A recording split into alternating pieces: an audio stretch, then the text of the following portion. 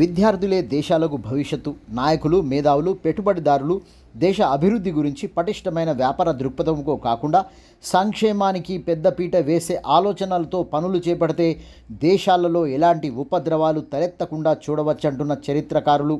దేశ ప్రజల్లో రాజకీయ అవగాహనతో పాటు విద్య ప్రజల జీవన విధానంలో కీలక పాత్ర పోషిస్తుందని తెలుస్తుంది.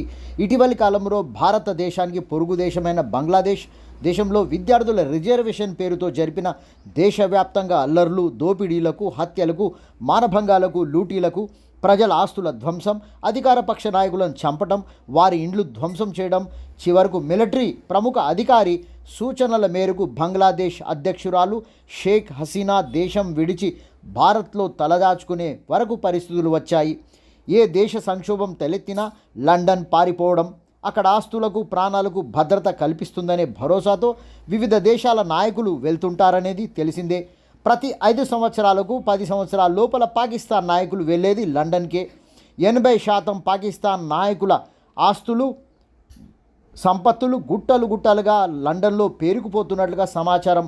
బంగ్లాదేశ్ అధ్యక్షురాలికి లండన్లోకి అనుమతి లేకపోవడంతో భారత్లో తలదూచుకొచ్చినటువంటి సమయం ఎదురైంది.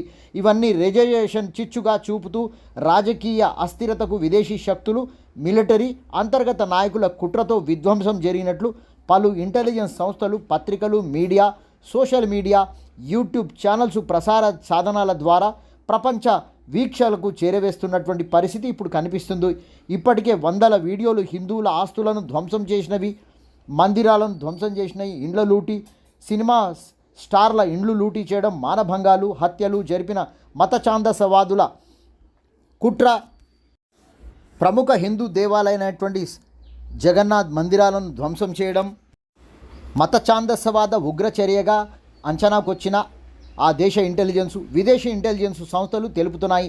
బంగ్లాదేశ్ అంతర్గత రాజకీయ నేతలు విదేశీ శక్తుల ప్రలోభాలకు గురై దేశంలో అరాచకత్వం సృష్టించి తద్వారా లబ్ధి పొందాలనే కుట్ర దాగి ఉందని పలు నిఘా సంస్థల అంచనాగా వస్తుంది. విద్యార్థుల రిజర్వేషన్లకు, హిందూ మతస్థుల ఆస్తులకు, హిందూ మతానికి చెందిన సినిమా యాక్టర్లకు, హిందూ మతస్థుల గుడులకు ఏం సంబంధం? హత్యలకు, మానభంగాలకు, రిజర్వేషన్లకు ఏం సంబంధం అంటూ ప్రపంచవ్యాప్తంగా ఒక్కసారి నిరసనలు, ర్యాలీలు నిర్వహించగానే ప్రపంచ దేశాలకు షేక్ హసీనా కుట్ర ద్వారానే దేశం నుంచి బయటికి పంపారనే అనుమానం నిజమని భావించక తప్పడం లేదంటున్న పలు దేశాలు.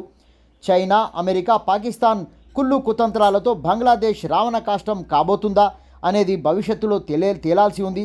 ఆ దేశ ప్రజలు పాకిస్తాన్ లాంటి పరిస్థితులు తెచ్చుకోకుండా ఉండాలని అందరూ కోరుకుంటున్నారు.